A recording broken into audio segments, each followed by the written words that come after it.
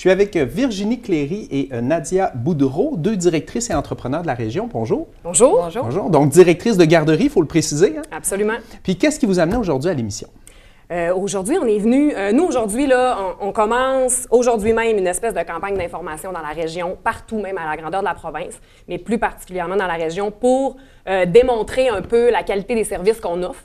Et pour faire face au fait que tout le monde pense qu'on est des CPE.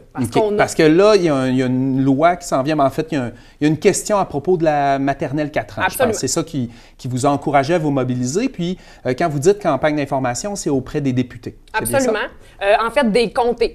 On va parler plutôt des bureaux de comté. On a des représentants dans chacun des bureaux qui étaient là aujourd'hui, qu'on a pu rencontrer pendant 1 heure pour vraiment leur expliquer un peu les tenants et aboutissants. C'est quoi qu'est-ce qui sont les milieux, dans le fond, de garde de la province. Présentement, au Québec, il y a 5 types de services de garde. On voulait vraiment expliquer les 5 et nous, on est toujours pris pour des CPE parce qu'on est des installations privées. Donc, on reçoit des enfants pour la plupart des 80 places. Là. Donc, Nadia, qui est directrice de la garderie ici à l'Abbé, l'univers des tout-petits, moi, garderie Les Étoiles du Parc à Chicoutimi, Les Étoiles du Lac à Alma. On offre des services, même chose pour, en fait, toutes les autres garderies non subventionnées de la région. On est 22 en tout. Puis on a décidé de se rassembler. Vous vous êtes mobilisés pour Absolument. faire valoir votre point. Puis là, le point, c'est la différence entre CPE et garderie privée non subventionnée. Exactement. Parce qu'il y en a, au niveau du permis d'exploitation, c'est exactement la même chose. Il faut savoir que nous, on doit rendre des comptes au ministère de la Famille. On doit envoyer l'entièreté de nos dossiers administratifs. Okay. On a des inspections. Pour ouvrir, on doit avoir le OK du ministère de la Famille. Ce qui veut dire que chacune de nos installations ont vraiment déjà passé avec le ministère de la Famille. Les plans ont été analysés, le programme éducatif. Donc, on a vraiment le même permis d'exploitation exactement qu'un CPE. Fait que, techniquement, il n'y a pas la même... Il n'y a pas de différence. Par contre, au niveau des moyens... C'est ça. Donc, il y a une différence. Je pense que... La différence, c'est les subventions que nous, on n'a pas, mais qu'on est capable quand même, malgré tout, de donner un service de qualité. Bien, toi, Nadia, c'est la garderie ici à l'Abbé. Oui, le nom, garderie c'est l'univers des tout-petits. L'univers des tout-petits. Puis, est-ce que vous offrez des services que les autres offrent pas ou que, du moins, les autres CPE offrent aussi? Je pense qu'il y a un 24 heures. Bien, nous, c'est 24 heures, selon la demande. 24 heures sur 24, 7 jours. On offre le service de gardiennage les fins de semaine pour ceux qui ont besoin. Puis, on a aussi le service d'éducatrice spécialisée pour les enfants à besoins particuliers. Okay. Je ne suis pas la seule dans la région à offrir ce service-là. Il y a la garderie urbaine à Alma. Eux aussi offrent un service de soir. Tu sais, finalement, ce qu'on veut montrer, là, c'est que la qualité, on l'a. Les ressources, on les a. On est des entrepreneurs de la région qui ont commencé notre entreprise à partir de zéro. Nous, on n'a aucune subvention pour construire ou pour quoi que ce soit. Si on se compare avec les CPE, nos tarifs à nous sont environ 40 $ par jour. Donc, on reçoit 40 $ par jour par enfant. Les parents, ensuite, vont chercher un remboursement mensuel anticipé qui est pour le moment de maximum 36,53 par jour. Okay. Donc, le montant total de nos tarifs n'est pas couvert en ce moment par le plafond annuel. Okay. Nous, on se compare avec les CPE, puis d'ailleurs, tout le monde croit qu'on est des CPE, donc je pense qu'on offre quand même du bon service. CPE reçoit en moyenne 61 $ par jour par enfant, donc le 8,25 $ de la contribution parentale, plus une subvention de place, qui amène à 61 $ par jour et à 80 $ par jour pour un enfant poupon. Okay. Donc, on a une très, très grosse différence ici à combler. Et là, le problème qu'on vit, c'est qu'on a un problème au niveau des éducatrices. Mais comment ça fonctionne?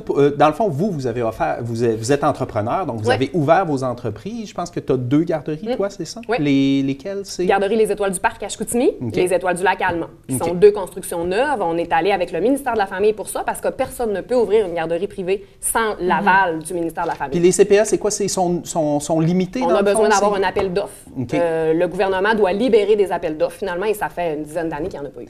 Fait que vous dites, on donne les mêmes services que des CPE, on ne reçoit pas le même argent. Et là, qu'est-ce qui se passe par rapport à la maternelle 4 ans? Il y a 2 choses. La maternelle 4 ans, premièrement, nous, là, dans la région, on a 1200 enfants chez nous dans nos installations. On a 300 places 4 ans présentement. Donc, évidemment que ces 300 places-là sont en jeu. Et dans l'analyse de l'impact du projet de loi numéro 5 sur la maternelle 4 ans, c'est bien inscrit que les CPE n'auront pas d'impact au niveau du projet de loi numéro 5 parce qu'ils vont venir chercher les enfants dans les garderies privées non subventionnées et dans les milieux familiaux.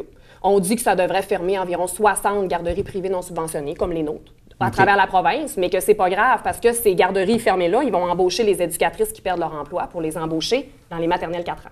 Mais qu'est-ce qu'on fait des entrepreneurs qui sont nous, là? Nous, on a investi qui ont bâti quelque chose. On était là quand le Québec avait besoin de nous. On est 70 000 enfants là, qu'on a à travers toutes nos installations. Pour le moment, on n'est pas reconnu, on est essoufflé finalement. Tu sais, je veux pas, à vouloir donner le même service avec très peu de moyens, bien, on devient à bout de souffle. Fait que, puis tout ça, tu sais, aussi dire que nous, on le fait par choix, parce que, tu sais, ouvrir une garderie comme ça, on le fait pas parce qu'on a le goût d'ouvrir une garderie, on le fait parce qu'on est passionné, parce que, tu sais, on veut travailler avec les enfants, on veut les aider, on veut donner, tu sais, du temps pour notre ville, dans le fond. Il y avait des besoins. Ce qu'il faut comprendre, c'est qu'on est là parce qu'il y a des besoins. Par contre, si on n'a pas 2/3 d'éducatrices formées sur notre plancher en tout temps, on n'a plus le droit d'opérer. Fait qu'on a beau avoir tous les enfants du monde, on en a des listes d'attente. C'est vrai qu'il y a des besoins dans la région, mais si moi, j'ai plus d'éducatrices formées demain parce que je suis pas capable de les payer au même titre que les CPE qui reçoivent pas le même argent que moi, on m'ouvre un nouveau CPE demain, je perds des éducatrices, ça peut vouloir dire que je ferme mon milieu parce que j'ai pas le droit d'opérer si j'ai pas mon 2/3 d'éducatrices formées. Si je résume la situation, c'est pas un cri à l'aide, plus un réveil de dire on veut être entendu. Là, vous avez passé l'information. Oui.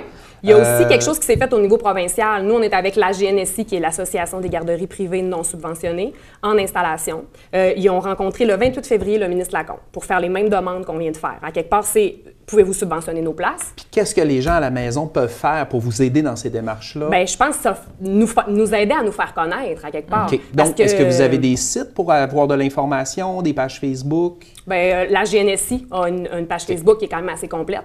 Et on se parle au niveau provincial. Donc là, pour la GNSI, on a une rencontre le 30 mars, une assemblée extraordinaire. Et là, le seul sujet à l'ordre du jour, c'est, dans le contexte actuel, est-ce qu'on continue ou non? Okay. Puis ça, c'est pour 70 000 enfants. Fait qu'on va inviter les gens à la maison à rester attentifs, à rester impliqués, parce que c'est des entrepreneurs, 22 entrepreneurs de la région que vous me disiez. Puis on vous remercie d'être passés. C'est tout le temps qu'on avait, mais on va vous suivre sur les réseaux sociaux, puis on vous encourage. Puis lorsqu'il y aura des développements, vous reviendrez à l'émission, on en parlera encore. Parfait, merci. Merci.